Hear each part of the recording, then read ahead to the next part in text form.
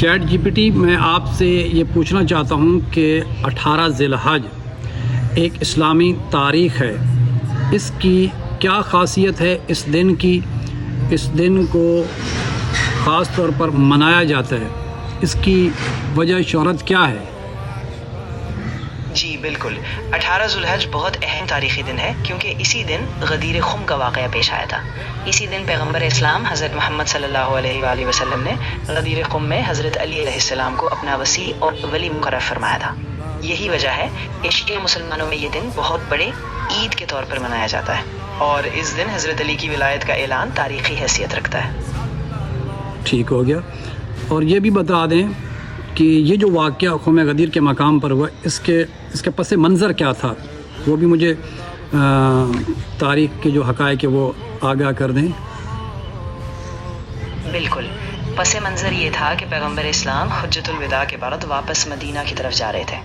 راستے میں غدیر خم کے مقام پر ایک اہم اجتماع ہوا، جہاں پر اللہ تعالیٰ نے پیغمبر کو حکم دیا کہ وہ حضرت علی کو اپنا ولی اور امام مقرر کرے۔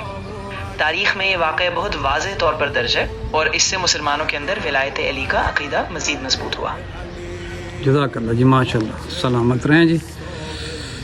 یہ آپ نے دیکھا تاریخ کے جو حقائق ہیں، یقیناً یہ چیزیں جو ہے جدید دور کے مطابق آج ہمیں بتا رہی ہیں، ان کی ضرورت نہیں ہے ہمیں، خود کتابوں کے اندر یہ چیزیں موجود ہیں، اہل سنت کی کتابوں کے اندر بھی یہ چیزیں موجود ہیں، تشیع کے اندر تو بالخصوص موجود ہے کہ 18 ذی الحج عید غدیر کا دن ہے کہ جس دن پاک پیغمبر نے 1.25 لاکھ مجمع کے سامنے علی ابن ابی طالب علیہ السلام کی ولایت کا اعلان کیا تھا۔ خیر، میں اب اس طرح زیادہ نہیں جانا چاہتا، میں اس دن کے اعمال جو ہے وہ آپ کو بتانا چاہتا ہوں کہ یہ دن امت مسلمہ کے لیے اور بالخصوص مومنین کے لیے کتنی اہمیت کا حامل ہے، اور اس دن میں آپ نے کرنا کیا ہے یہ ذرا سنیے گا۔ اس سے پہلے آپ اس دن کی جو خاصیت ہے وہ بھی سماعت فرما لیں، پھر اس کے بعد جو ہے وہ میں آپ کو اعمال بتاؤں گا۔ 18 ذی الحجہ کا دن عید غدیر کا دن ہے، جو خاندان نبوت اور ان کے محبین کے لیے تمام اسلامی عیدوں سے بڑی عید سعید ہے۔ امام جعفر صادق علیہ السلام سے پوچھا گیا، آیا جمعہ، عید الفطر اور عید الاضحیٰ کے علاوہ بھی مسلمانوں کی کوئی عید ہے؟ تو امام نے فرمایا، ہاں، ایک اور عید ہے، اور وہ عید کون سی عید ہے؟ فرمایا 18 ذی الحج، کہ جس دن علی ابن ابی طالب علیہ السلام کی ولایت کا اعلان ہوا تھا، کہ جس میں پاک پیغمبر نے امیر المومنین امام علی علیہ السلام کا ہاتھ پکڑ کر فرمایا تھا، من کنت مولا فعلی مولا، کہ جس کا میں مولا ہوں اس کا علی مولا ہے۔ تو فرمان کا اس کی خلافت و ولایت کا اعلان کیا گیا، کس کی؟ امیر المومنین کی۔ راوی نے عرض کیا، کیا میں اس دن کون سا عمل کروں؟ تو فرمایا، اللہ کی عبادت کرو اور سرکار محمد و آل محمد پر درود بھیجو۔ اور اس دن کے جو چند اعمال جو ہے وہ بیان کیے گئے ہیں۔ اس دن سب سے پہلے جو عمل ہے فرمایا غسل کریں، اور اس کے غسل کا جو ٹائم ہے فرمایا زوال سے تقریباً آدھا گھنٹہ پہلے۔ اگر زوال 12:15 بجے ہو رہا ہے تو آپ 11:45 بجے آپ غسل کریں۔ نیت کیا کریں گے کہ غسل کرتا ہوں عید غدیر قربتاً الی اللہ، غسل کریں، پھر 2 رکعت نماز شکرانہ کے طور پر آپ وہ پڑھیں۔ اس دن کیسے پڑھنی ہے؟ پہلی رکعت میں سورہ الحمد کے بعد سورہ قدر کی تلاوت کریں، انا انزلناہ فی لیلۃ القدر آخر تک۔ دوسری رکعت میں سورہ الحمد کے بعد سورہ توحید کی تلاوت کریں، اور سجدے میں جا کر 100 بار شکراً شکراً شکراً اللہ کا شکر ادا کریں کہ اللہ رب العزت نے ہمیں علی کی ولایت نصیب کی ہے، اور علی کی ولایت بہت اہمیت کی حامل۔ اس کے علاوہ آپ کو دعائیں مل جائیں گی، آپ زاد العباد کے اندر بھی جا کر دیکھ سکتے ہیں، مفاتیح الجنان کے اندر بھی جا کر دیکھ سکتے ہیں، یہ دعائیں ہیں، آپ انہیں بھی پڑھیں۔ اس کے بعد فرمایا کہ مروی ہے کہ جو شخص یہ عمل انجام دے گا اس کا جو ثواب ہوگا اس شخص کے برابر ہوگا، جو اس دن یہ عمل انجام دے گا اس کا ثواب۔ فرمایا جو 10 ہجری کو بمقام غدیر خم میں رسالت مآب کے ہاتھ پہ بیعت کی تھی جن لوگوں نے، اور جن لوگوں نے علی ابن ابی طالب علیہ السلام کے ہاتھ پر بیعت کی تھی، جو ثواب انہیں ملا تھا، آج اس دن جب آپ عمل کریں گے تو وہ ثواب آپ کے نامہ اعمال کے اندر بھی لکھ دیا جائے گا۔ پھر اس دن فرمایا کہ اس دن روزہ رکھا جائے، جس کی بہت بڑی فضیلت وارد ہوئی ہے کہ حتیٰ کہ مروی ہے کہ اس دن روزہ رکھنا 60 سال کے روزے کے برابر ہے، 60 سال کے روزے۔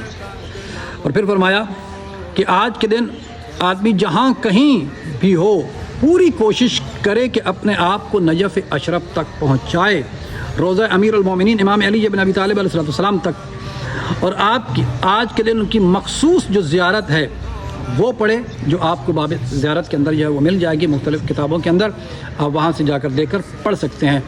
زاد العباد کتاب اس میں سے بھی مفاتیح الجنان کے اندر بھی آپ کو یہ زیارتیں مل جائیں گی، نہیں تو آپ انٹرنیٹ سے جا کر بھی سرچ کر سکتے ہیں اور وہاں سے دیکھ کر بھی پڑھ سکتے ہیں۔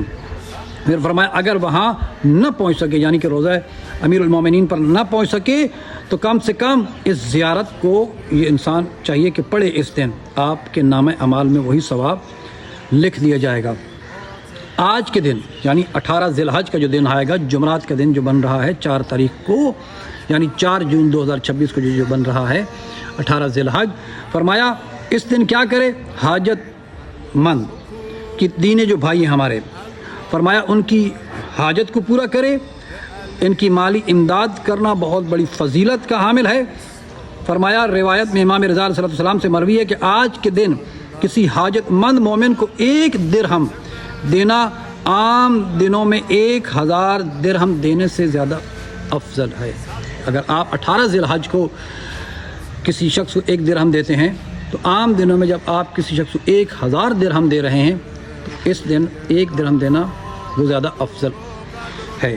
پھر فرمایا کہ آج کے دن جب آپ اہل ایمان سے ملیں، اہل ایمان کی بات کی جا رہی ہے، جب آپ اہل ایمان سے ملیں، اپنے مومن بھائی سے ملیں، ملاقات کریں، تو کس طرح ملاقات کریں؟ وہ فرمایا اب یہ پڑھیں، الحمدللہ الذی جعلنا من المتمسقین بولایت امیر المؤمنین والائمۃ علیہم السلام۔